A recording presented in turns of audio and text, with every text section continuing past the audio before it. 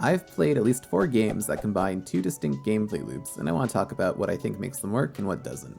By watching this, you might learn more about why you did or did not like these games, and maybe you'll find 4 new games to try. The first example on this list is a short but streamlined game that I think combines its action platformer and match 3 puzzle game halves well, Battleshe Brigade. The premise is that the titular brigade was set up to hunt and cook monsters that started invading the land. It plays 2 characters who want to join the brigade through a short 10-hour-long campaign.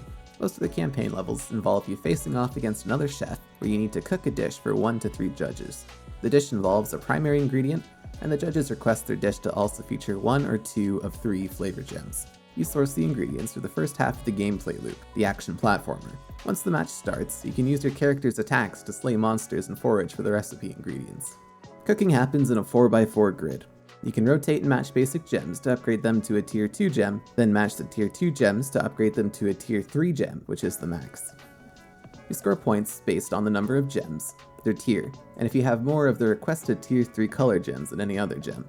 If you serve the dishes in the time limit and score more than your opponent, you win the match. These 2 gameplay loops feel very cohesive to me. You hunt certain things for a reason, whether it's the dish's main ingredient, or you want that certain color gem. Since the cooking takes place on a small grid, you need to manage which color gems you have in space for the new ingredients. If you go back out, the dish you were working on impacts what color ingredients you're looking for and their shape. Battleshe Brigade is really efficient with its game time, especially for a game funded through Kickstarter. I think the limited funding forced devs to focus on the main gameplay and cut unfitting mechanics.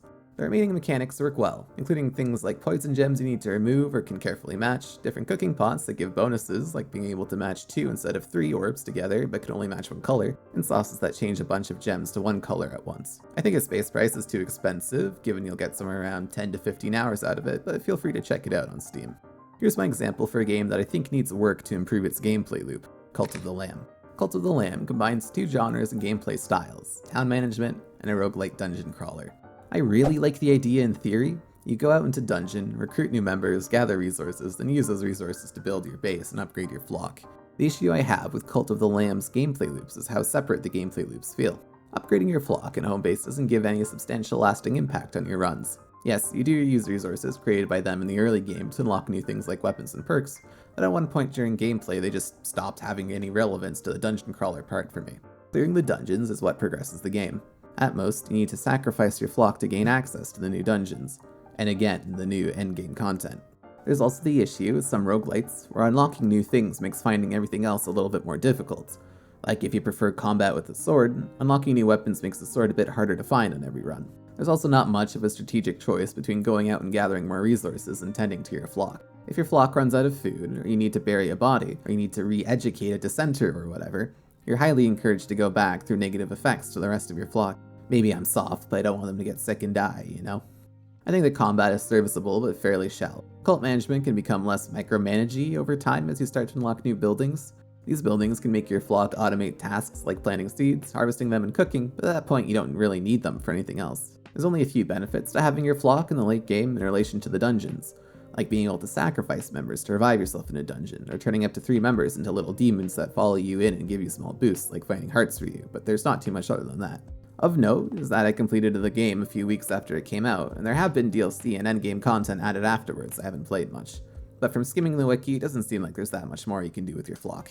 If I could retool the game, I might make your strength directly tied to the number of cultists in your flock and their level. Maybe you could choose between having a large amount of low-level cultists or a few high-level devoted ones. The more cultists you have, the higher your weapon starting level could be, or the higher your damage output, or the more rare cards you could find during a run. That would give some mechanical incentive to continually finding resources and keeping your flock in line. I think right now you have an unlimited amount of members in your flock, but they cause hardware problems for Switch players. Adding resource limitations might force the numbers down and make the ones you have more valuable. But that's just how I might have approached it. The devs went for a different vibe, and that's okay. It's their game, not mine. I did enjoy my time with Cult of the Lamb and can give it a recommendation to the right audience, but due to the lack of cohesion and impact on each other, I don't think the gameplay loops mesh well together. The 2 core gameplay loops and the way they were combined is my favorite part about Dave the Diver. I'm working on a video about my issues with Dave the Diver, and most of them stem from taking the player away from that core gameplay. Days in Dave the Diver are split up into 3 sections: morning, afternoon, and nighttime. In the morning and afternoon, you can dive and capture fish, And in the night, you can try fishing for a little bit longer or go straight to managing your restaurant. The fish you catch during the day are used as ingredients in dishes that you choose for the restaurant's menu. You keep the revenue from the restaurants and use it to upgrade your gear, or invest in the game's other mechanics, which lets you catch more, higher quality fish. The gameplay loop makes sense, and by the time I was ready to finish the story, I hadn't bought all of Dave's upgrades yet, so the money I was earning still had a use. There's plenty of other money sinks in the game too, like upgrading your restaurant staff or buying more specific ingredients. Point being, money and resources are the limiting factor to 100% completing the game, unlike in Cult of the Lamb. Granted, I found that after playing 2 or 3 in-game weeks, you could skip fishing sessions, but it's most of the fun in the game. The different events, like VIP customers who want a certain dish, the parties that want dishes that feature one primary ingredient, and the story keeps you exploring. I think Dave the Diver is also worth checking out for the right audience, but be sure to stick around for my thoughts about the entire game coming out in a week or so. My last example here is turning out to be one of my favorite implementations of this style of game, Moonlighter. I saw it compared to Dave the Diver while I was writing that video I mentioned earlier and decided to give it a try since I found out it was already in my library. In Moonlighter, you're a merchant who explores local dungeons and tries to recover as much loot as possible to sell in their shop. Those are the 2 gameplay loops, roguelite dungeon crawling and shop management. Moonlighter makes the most sense to me. You have a limited number of slots in your inventory and back at your shop. You need to choose if you want to sell your loot for money, which you use to upgrade your gear and upgrade your shop, or if you want to hold on to those items to craft new weapons. If you get hit with a heavy attack in a dungeon, you drop some of your loot, and you can spend a little bit of in-game gold to warp back into town if you don't want to finish the dungeon you're in. Moonlighter's inventory also features a small puzzle. Lots of the items in the game come with a curse, like only being able to be placed in the top and bottom of the bag, or changing the item placed next to it when you go back into town. It's another interesting thing to manage while you play, but it's definitely not for everyone. Back in your shop, selling too much of one item decreases its value in the store, of which you have to guess and adjust depending on your customers' reactions. You can also look up a guide, but I personally don't think it's necessary for this game. Of course, if you haven't sold an item for a while, it goes up in value too. So farming the same enemies become less viable, for example. What you do in the shop directly impacts your choices in the dungeon. Progressing in the dungeon starts to bring more renown to your town. Adventurers, thieves, and collectors start to show up who value items differently. I should note I've only cleared the first dungeon so far. I did read online that the shop management doesn't get more complex than I described, and the other dungeons are mostly the same, but the enemies have higher health and do more damage or whatever. The game has seen some updates in the 7 years it's been out though, so I'm hoping more mid-game content was added. The reward of the game is getting to explore new dungeons with your upgraded gear, so if you're not into that, the shop management definitely isn't enough to hold up on its own.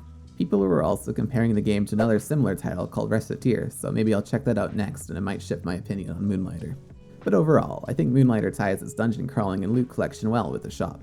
Moonlighter rewards players for going deeper into the dungeons and gives them strategic decisions on what to hold on to during runs and what to sell in your shop. If you're interested in some more indie action games, especially procedural dungeon roguelites that kind of play like Hades, you can click on this video with 18 more games to check out. Thanks, I'll see you there.